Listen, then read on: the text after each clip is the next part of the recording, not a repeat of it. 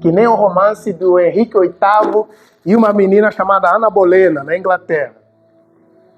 Esse cara era rei e ele queria muito ter um filho homem, filho menino. Os reis queriam ter filhos meninos porque eles queriam herdeiro ao trono. Mas nesse contexto, sua esposa chamava-se Catarina. Ela ficava grávida e só dava à luz menina. Naquele período histórico, isso para o rei era como se fosse uma maldição. Só que nesse período que o rei está insatisfeito com o seu casamento, um cupim surge.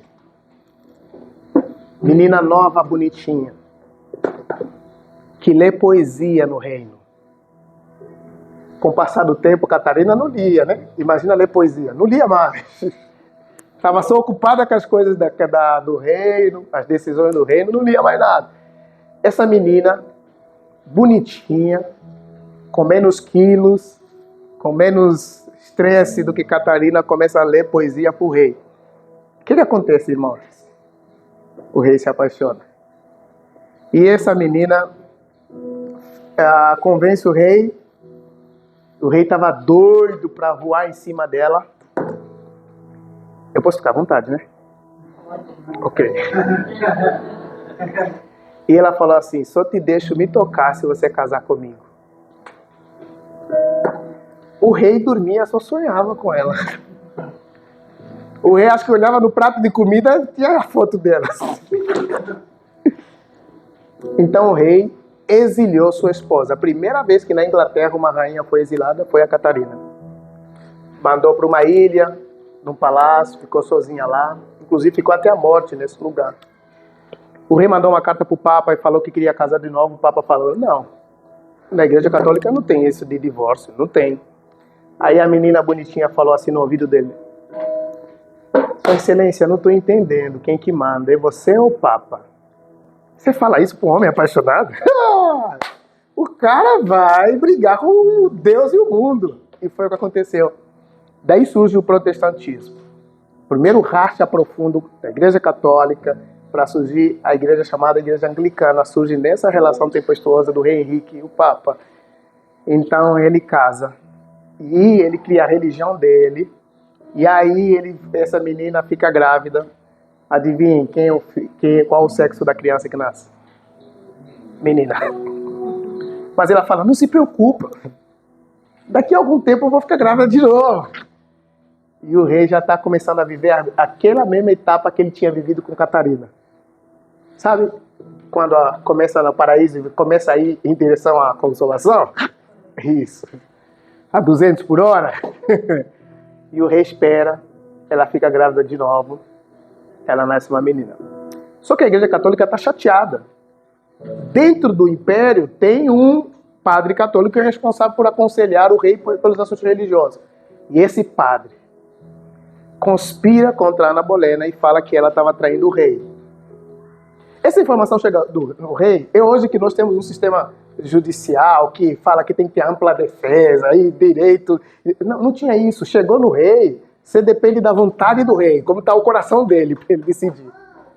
O rei decidiu.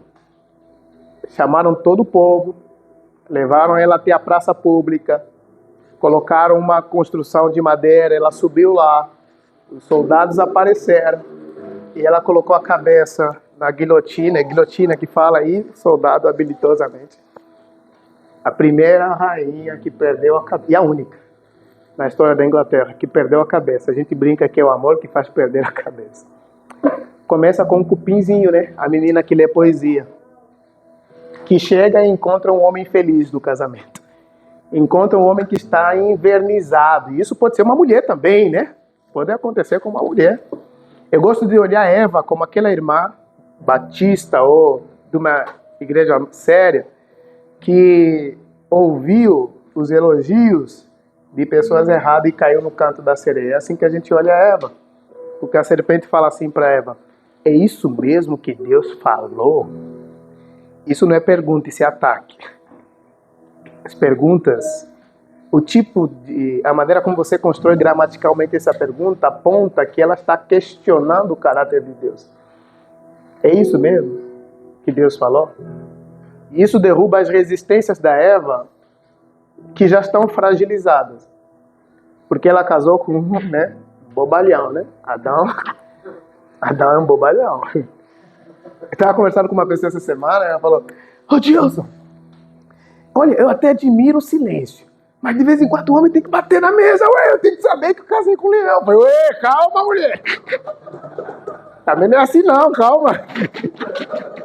Mundo animal, calma. A sociedade mudou, agora tem processo, essas coisas. E nessa história a gente percebe que casamento é que nem mobília também. Que às vezes está bonitinho aos olhos dos outros, mas existem muitos problemas que estão sendo adiados, problemas de comunicação, de sexualidade, de maneira de lidar com as finanças familiares, e vários problemas que a gente vai empurrando com a barriga, e nós temos desculpas legítimas. Quais são as nossas desculpas legítimas? Tem que trabalhar, para sustentar essa casa. Parece nobre, né? E a gente percebe então que essas coisas vão roubando aquele primeiro encanto, vão roubando aquele primeiro envolvimento emocional, e esse casamento fica um casamento sem magia. Acabou a magia. E esse homem, essa mulher, dessa forma, estão prontos, preparados para que Satanás ataque. E Satanás é muito inteligente para derrubar. Isso tem a ver com o que eu quero conversar com vocês aqui nessa noite. Primeira coisa que eu quero conversar é: o que seriam esses cupins que correm o casamento? O que vocês acham que são os grandes desafios dos casais?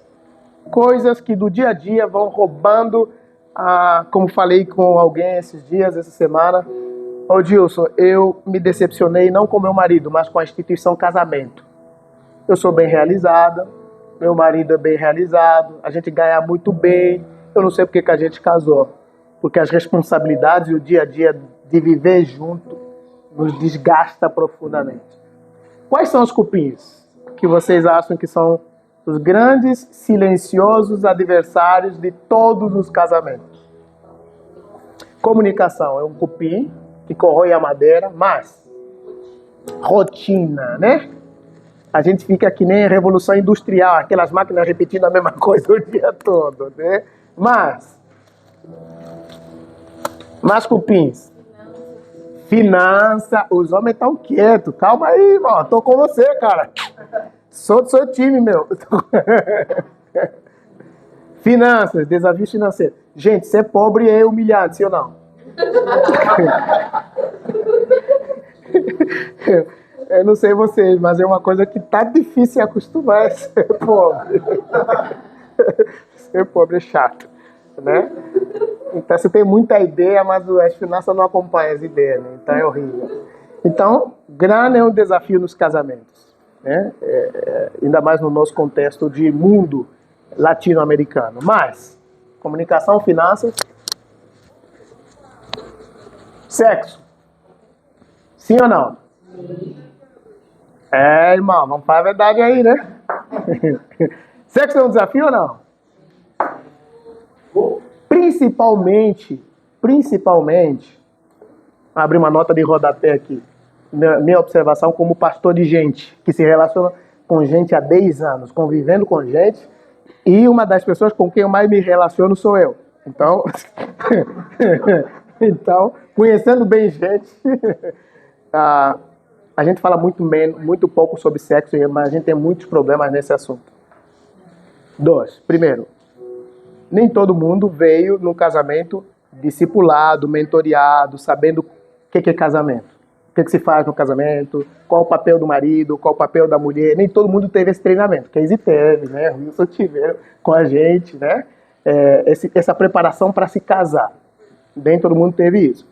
Nem todo mundo veio de um contexto familiar que os pais sentavam e falavam assim: minha filha, cuida do seu marido assim, né? Meu filho, honra a sua esposa e tal. Nem todo mundo veio assim. Então a gente chegou no casamento, sabe? Meio de caiu para quê? Caiu lá, pum! Sabe? E você fala assim, meu, é que nem pra ver, né? Você não sabe. Eu pra comer, pra ver o que é pra fazer. Você não sabe.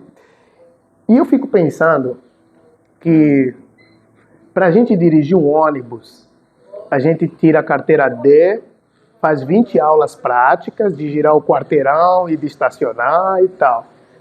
Para pilotar um avião, a gente vai lá e faz um treinamento longo, exigente, técnico demais. Tudo nessa vida exige treinamento, menos no casamento. Já repararam? O lugar que a gente é mais infantil é no casamento. Já repararam? Que a gente tem pouca instrução é dentro do casamento. E às vezes não é a maldade do coração do meu parceiro, da minha parceira. É a minha ignorância que trabalha contra a gente. É a minha ignorância que nos machuca. A falta do conhecimento sobre teologia da família, sobre o que um homem deve fazer, o que uma mulher deve fazer, como que juntos vamos criar nossos filhos. A falta de treinamento nessa área nos faz levar nosso casamento à infelicidade. E aí, qual é o caminho mais rápido? A Ana Bolena surge. A menina que lê poesia. Porque naquele primeiro instante, parece que aquela é perfeita. Só que ela se transforma em Catarina depois. Esse é o ponto. Muda só o endereço. É a mesma coisa, cara. Mulher não muda, não é verdade? Mulher é tudo igual. Tem um mito. Homem também é tudo igual. É melhor, né? Tem um mito da mitologia grega, da caixa de Pandora, que fala que os deuses queriam castigar a criação. E aí Hera, que é a deusa do casamento, ela deu uma caixa numa mulher e falou para ela, não pode abrir. Você não pode abrir essa caixa. O que uma mulher faz quando você fala não pode abrir? Ela abre. Ela abre. Ela não vai dormir sem abrir aquela caixa, né? E aí ela abriu e saiu todas as doenças, pobreza e todos os males que há na humanidade. Porque a mulher abriu a caixa de Pandora. Essa brincadeira. Essas questões todas nos levam a refletir que a gente tem pouca instrução sobre casamento. A gente sobe nesse ônibus que eu falei, não conhece o motorista, não sabe se ele dormiu bem, não sabe se ele brigou com a mulher e quer descontar em todo mundo. A gente não sabe nada do motorista, mas a gente sobe no ônibus e acredita que ele vai nos levar em segurança até o porto destino meu. Vocês já viram um filme Crimes Passionais? É um filme francês que o cara